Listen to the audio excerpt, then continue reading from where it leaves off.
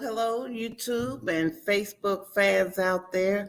I hope I told you last week that really I'm not putting my videos on Facebook no more live. I'm gonna do it. I'm gonna post them, but you're not gonna get them live.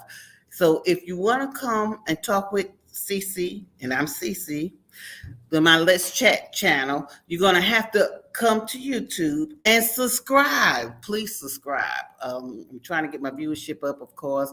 And, if you like what you hear, you want to come talk with me, comment. Even if you look at the video and it's not live, please comment. I like to read the comments to what you're feeling out there. And like I say, like, share, just do something to help a girl out.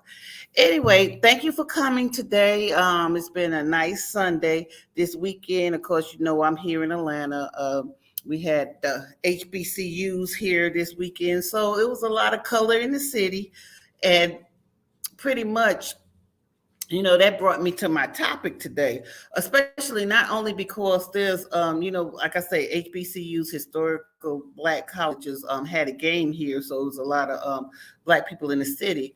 But I had an experience that I'm going to tell you about later that I think we don't talk about it much. And, it's racism. Now, we do talk about it much when it comes to white people being racist and, against people of color, but we don't talk about racism and races in the Black community. And that's pretty much what I want to talk about today.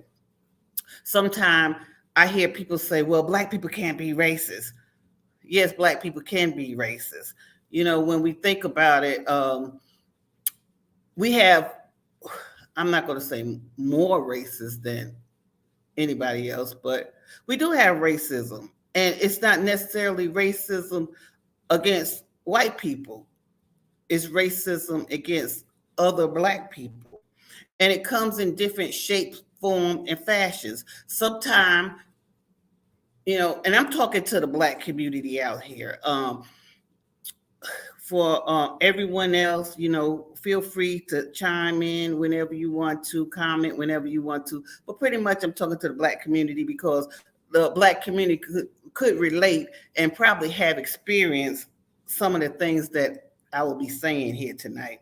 So that's pretty much why I'm gearing this towards my community. But everyone's welcome to come. Everyone's welcome to subscribe. Everyone welcome to like. So let's get started. When we talk about racism, like I said, we think about white people discriminating.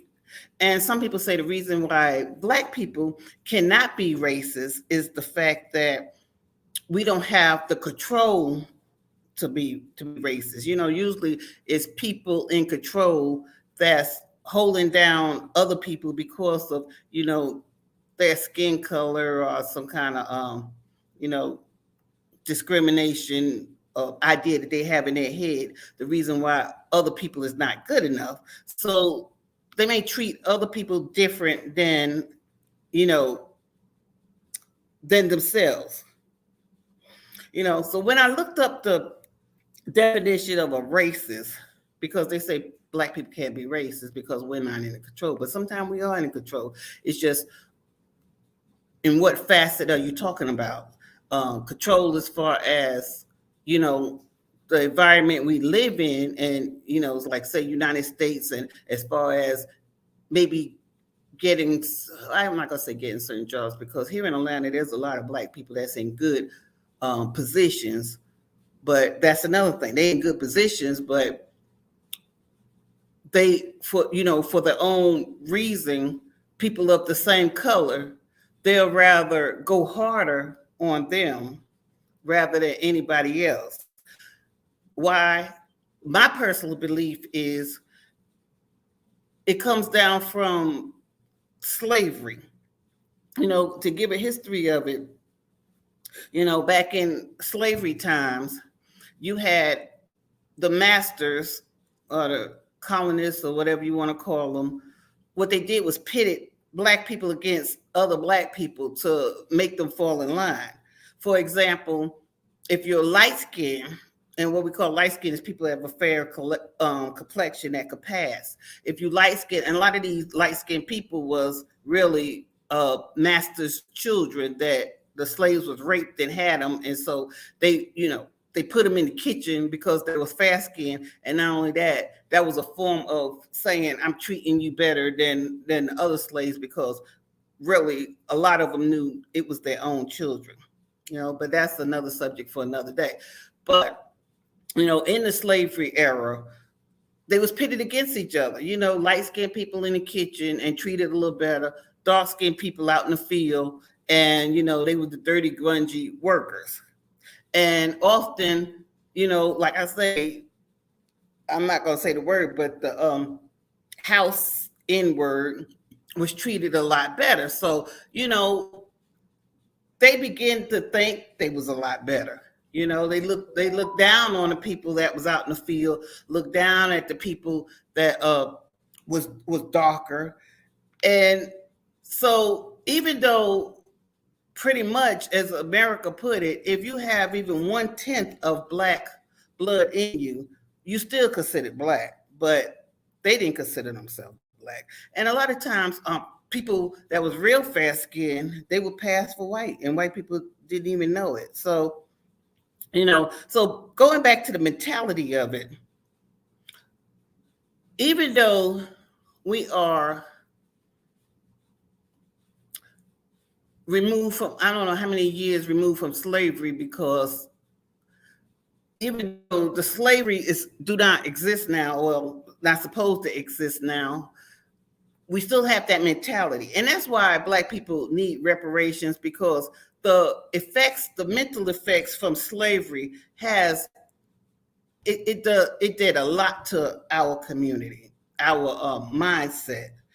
And in turn, it took away the pride, it took away it just put a stigma on us that we don't have no self-confidence. And then when I say we, I'm just saying some people, not everybody, but a lot of us don't have self-confidence. I'm quite sure you heard about the experiment with the dolls and Black kids. They thought white dolls look better.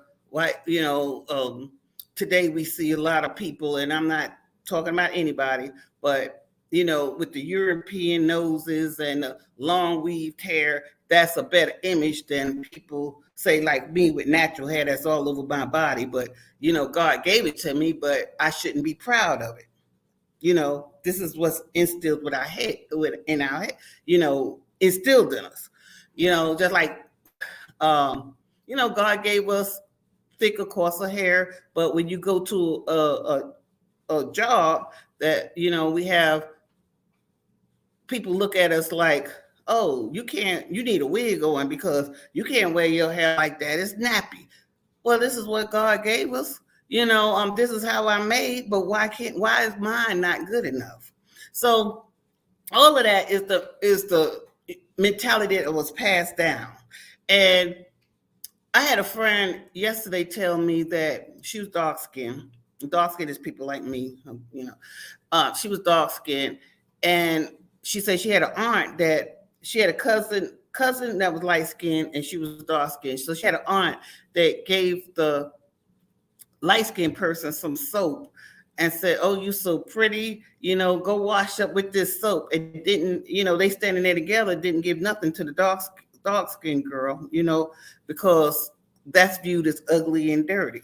And, I've also had a person that I know refer to, these relatives was jealous of us because we had hair down to our shoulder and they didn't. Or, we was fair, we was light skinned and they wasn't. And people in our community still believe that. We still believe that there's a difference. Even the light-skinned people, they are discriminated against the dark-skinned people, saying that, sometimes you're not black enough, or you talk like you white, or you don't act black, or you're just not one of us. What kind of stuff is that? And this is all racist views. All of it is racist. When you discriminate because of how someone look, that's being racist. And that's, you accuse other people of that, but you're a racist when you think of stuff like that. I remember, I'm the darkest one in my family. As a child, I was joked about. I was found on a doorstep because my mother and father was fairer than I was. I was found on a doorstep.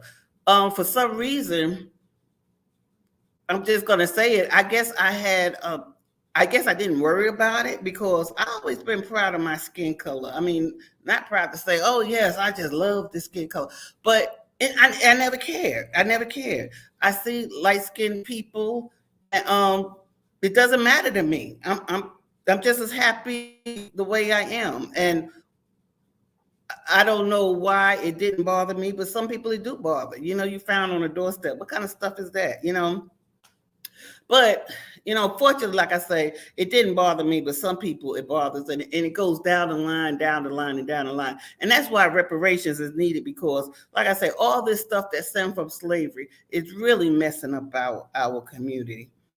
And we need to stop it, because we're all black out here. We're all people of color. I don't care what shades of color, because that's one good thing about, our culture. We got all shades, from the blackest black to the lightest light, but we're all black.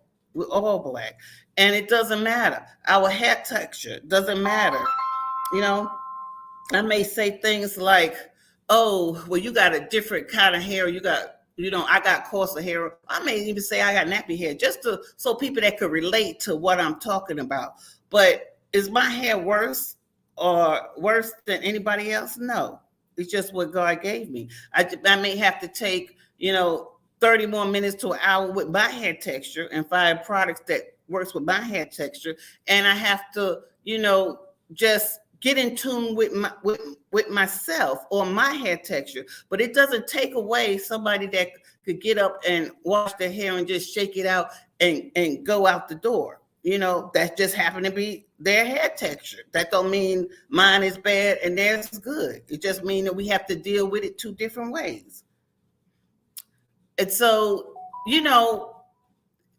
it's just, we have to check ourselves. And I don't think this is talked about, when we have our leaders and everything in the community, we always want to talk about what other people are doing to us, but we don't talk about what we are doing to each other. And that's what's important, what we are doing to each other. Let me tell you a story about, and this is, I'm going back to what I was saying about what happened to me just this weekend, this Friday at Wells Fargo. And I don't mind putting the name out, Wells Fargo. And if I exactly remember this manager's name, I will put them out there because it's a true story. So, I'm not lying about it. And I'm going to tell you how it made me feel. I had to, I went to the bank, normal process. I wanted to make a wire transfer. And this is Wells Fargo, for anybody listening, Wells Fargo in Atlanta, 240 Peachtree Street. Okay, go in there. And it's us working there. People of color, black people working there. So I go there and I tell them I want to make a wire transfer. Now, I've been banking with Wells Fargo for over, not trying to tell my age, for over about 30 years. I mean, I was with them since they was Georgia Federal to Wachovia to, I don't know, they had several changes down the line, but I've been banking with them that long. That's how long, my dedication been to this bank. And I'm not gonna say I never had any problem, never like this before. So I go to make a simple wire transfer, and I'm making it to give to someone else that's waiting for the money. So I go there and everything is taken. First of all, I'm sitting right in front of them. They ask for 2 pieces of ID. I give them 2 pieces of ID. Then they say, well, okay, we have to send a code to your phone. Okay, so I'm sitting right in front of them. They send the code, they see my phone ring, I get the code off the phone right in front of their face. Okay, then they asking me questions about my account that I should know. Now, I'm thinking, okay, do y'all want to know my underwear size? I mean, how many times, what do I have to prove to say this is me? You know, but I'm taking this because, I have to send this wire out. Plus, I know I wouldn't say a large amount of money, but it is a large amount of money, not astronomical, but it's a large amount of money. So, okay, you're trying to make sure it's me, in other words. So I answer all the questions. Then you asking me, well, still about 4 or 5 questions about my account. I'm going through all this stuff. So, okay, so I'm eating it. I'm answering the questions. So then the lady takes the information that I give her about the wire transfer. Everything is going smooth. So then she says, well, I have to take this, in the back for, the manager to approve it. I guess the manager sends it off to make the actual transfer. Okay. Nothing's wrong with that. But then this black lady comes out. She's the bank manager. And I wish I did know her name, because I did know her name, but I would have to look it up because, I really would like to put her on blast, because the way she made me feel was very terrible. She comes out and she has the paper in her hand, what the other bank teller gave her. And she looks at me up and down, looking at the paper, looks at me. And okay, and let me tell you something. That day, I had a hoodie on. I don't know what played in her mind, but I'm just telling you how I was dressed. I wasn't in a professional outfit. I didn't have a dress on. I can't remember, if you know me and you see my looks, my hair be everywhere. So it probably was out, in a natural, big afro poof, whatever. I had a hoodie on, jeans, sneakers, not looking, I wasn't looking like a homeless person, but I definitely wasn't looking like the top executive. So she looks at me and she looks at the paper. She looks at me, looks at the paper twice. Then she says, I just don't feel comfortable with this. I look at her and I said, what you mean you don't feel comfortable? I just don't feel comfortable. Why? She says, this is a large amount of money. Why are you wiring this amount of money? So, why? This is a bank. She's a manager. She's not my mother. She's not, who is she? Why I have to tell her why? What? As long as I'm putting my money in the bank for you to hold, why do I have to tell you what I want to do with my money? That's going through my mind. But I'm getting excited here because, like I say, it's pressure on me because the people that I'm wiring it to is expecting it any minute because I was late in doing the wire. So this money's supposed to have been where it's supposed to go. So, I am, kind of on edge because I need this to go in like ASAP. You telling me, ain't giving me no reason, but telling me you don't feel comfortable in doing this.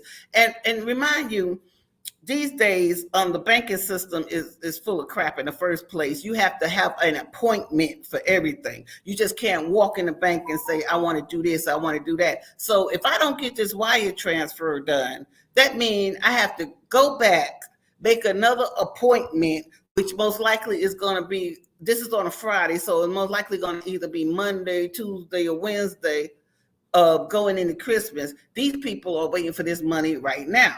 Okay, so you see my dilemma here. So she says, well, why you ask me again, why are you sending this amount of money? I said, what do you mean? I said, I want to send this kind of money, and I just told her, I said, I want to send this money because I'm purchasing, well, I'm just gonna say I told her what I was doing. So she looks again, and then she picks up my license because, like I said, they had all my stuff. So she picks up my license and she says, well, you live in Georgia. Why are you sending this money? And it was going out of state. Why are you sending this money to this state? So I'm thinking again, I really at this time really feel like saying,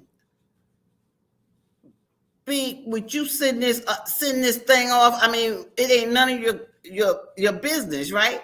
But I know she got me, like they say, got me by the balls, because I need her to send this off. So I'm saying, it doesn't make any difference. I'm sending it because that's where it's supposed to go. I got somebody else on that side that's going to collect the money.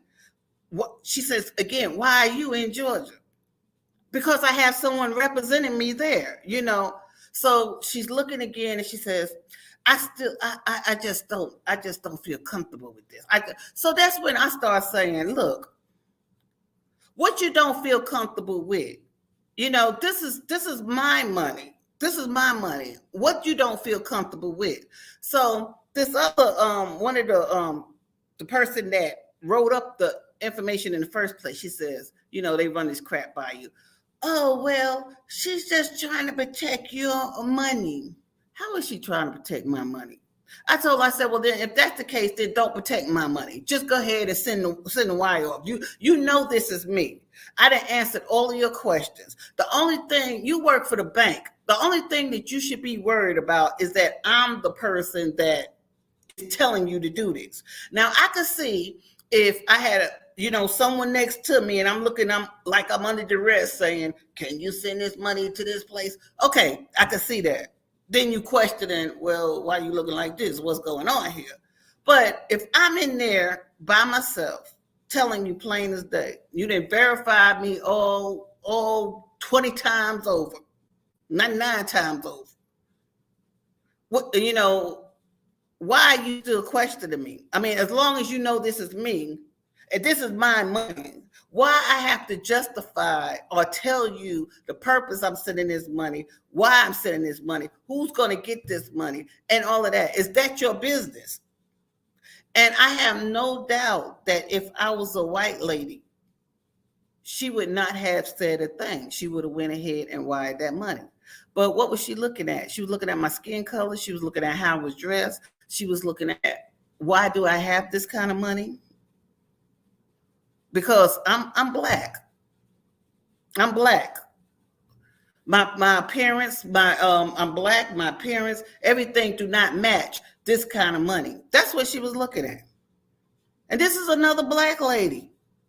Not to mention Wells Fargo already have discrimination suits up the yang about discriminating people. But this is, I'm not even gonna say this was the Wells Fargo. It was blamed on Wells Fargo because this was a black lady. I don't know if someone was telling her in the back office when they first brought it to her attention what's what. But, it was kind of embarrassing because I'm sitting up there in the bank. I'm getting a little loud, but I'm trying not to get as loud. She's standing in the middle of the floor looking at me like I'm finna rob the bank. The bank guard walking around circling like he an eagle hawk to see what's going to jump off here. It was embarrassing. I didn't know if somebody was behind the counter calling the police, and in a minute I'm finna get railroaded off to jail just because I'm trying to do a wire or not. I didn't know what was happening. But she's sitting up there still talking about she felt uncomfortable. Uncomfortable. What that mean? Did I have a gun to her head? Did I write a note to say put all this money in the bag? Why was she feeling uncomfortable? So Anyway, when I started getting loud, and I made the point, I said, you are just a person at the bank. All you should be concerned about is, am I the person that this money belonged to? And you have questioned me upside down and all sideways to verify that. So what's the problem? So then, she's still looking like she don't want to do it, but she goes in back. And so she comes back out handing me the paper, not apologizing, not saying anything, just hands the paper, here you go. And, I just felt so terrible about that. I mean, really. See, all of that stuff, we always talk about self-esteem. All of that stuff chips away at your self-esteem, because why did I have to go through that? Why? I have a job. I'm not saying this for fact. I probably make more than her. But, but she was being racist. She was in a form of control, because she had control over whether or not she was going to sit in this white. So if she had just said, no, I'm not going to sit it, because she felt uncomfortable, I guess it really would have been a big thing then, because, I guess I would have called the police, not that she did anything wrong, but just to have an incident report so I could sue their behind. You know what I'm saying? But I'm saying, why did I have to go through that? So when I walked out, like I said, I was very disturbed. Everybody in the bank knew I was very disturbed. And I asked for her name. The bank teller gave me her name. And like I said, I did report it. And I made a report. And, they gave me a case number. Supposed to be somebody supposed to call me, because I demanded a call back to talk about it. So I didn't want this to get lost. And I still don't want this to get lost. So I'm going to definitely pursue this. But someone supposed to call me back within 48 hours. Now, that was Friday. So they haven't, I guess, 48 business days. So it has not, came to that point. So I'm guessing that by tomorrow I should get a call. I hope so, because, if I don't, I will be making some calls, because it was just humiliating. And that's racism within our community. We have people, like I say, here in Atlanta, we have people that's in very good positions that could, I'm not saying give people a break or, choose people just because you are the same color. But there are people that's in very good positions that will not give you anything just because you are the same color, just because you are Black. And it goes back to that mentality that if I'm the house or the kitchen, I'm going to say person because I don't want to say the N-word. If I'm the house person, if I give you a step up, you'll be equal. And I need to feel that I'm higher than you, because that makes me feel good. I want prestige, so that makes it feel good. So that way, if I keep you down, then I'll always be up there. And if I let others rise above you, I'm up there where the say the colonists at, that I'm up there and I'm qualified, but you're not. So you see how we hurt each other. And like I said, I didn't give people a chance to really comment, but I do ask for your comments, that if you have a comment out there, and if you have experience out there that people have done stuff to you the same way I'm talking about, whether you light skin or dark skin, because like I say, discrimination goes in different ways. I mean, tell me about it, write about it, because we need to talk more about this, because it's ridiculous how we do each other, but yet we want to blame everything on, other people. They discriminate against us when we clearly discriminate against each other and don't think nothing about it. We think that a Black person, when Obama got president, we thought that, I never thought I would see a Black person get president. Now, that's true. I never thought I'd see it either. Not because I'm racist, because it's racism in America, plain and simple. And I didn't think that society had evolved far enough to vote on a black person, a black qualified person, qualified or not, just because they see color before they see your qualifications. But I was proven wrong, and I'm glad I was proven wrong. So what could you say? But there's people that said it not because of the qualifications, because they just didn't think black people are good enough. Black people aren't good enough to be president. And I'm not talking about white people thinking this. I'm talking about black people thinking this. People say that Asians come over here and, oh, they so much smarter. They have so much technology. They are, they have evolved in the science fields. Well, I got news for you. I've been to China, and I guess, and I'm not saying, because there's all different kind of Asians. Indian considered Asian, Japanese considered Asians. So let's make it clear. I'm not talking about all Asians, but I'm talking about China, period. I went to China, and there's some rough people over there, I'll tell you that. And they're not all that smart.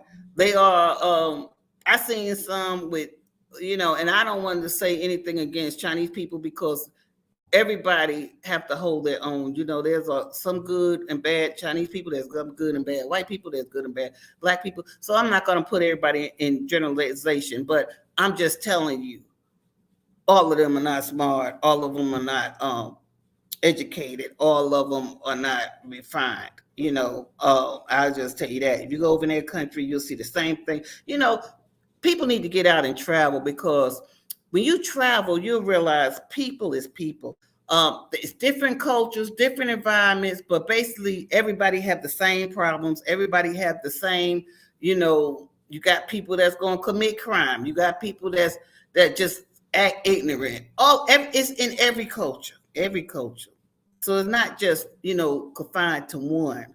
So I say that to say this: when you think just because of your color that you're better than someone else, or you're not better than something else, that's not true. Everybody's individual, and everybody should be taken as an individual. So with that said, like I say, I'm going to end this video. Nice talking with you. Thanks for chatting with CC. Like I said, if you come back later on and watch this video, please tell me your experiences. I would like to read them. And maybe we'll talk again about this, and I'll tell you the part 2 if I don't hear from Wells Fargo, because I even was tempted to go back and talk to that lady, and I may do that, because I just want her to know how she made me feel for nothing. I think that, it makes me feel like really taking my money out the bank, but I don't know, because I realized this was one lady. But is that the culture of that bank? We'll see, because I want to see what will come out of it. The fact that, this is my money. I let you hold my money. You make interest. When we give our money to the banks, they are making interest off of our money. They're not doing us a favor by holding it. They're not giving us any kind of interest. I mean, the interest rate is probably 0.00002, which means that's nothing. So we are doing them a favor. We are, I'm in essence keeping her salary going. But we get treated like trash, even though we are banking here, giving them our money. We get the most loans that's disapproved. We get discriminated in this action, and I'm giving you my money. So I have to think about that. But anyway, please like and share my video. I didn't give you a sign because I was busy talking, but definitely like, share the video. If you subscribe, please hit the notification bell so you'll know when I'm coming on. And have a good week. Thanks for chatting with CC, and goodbye for now.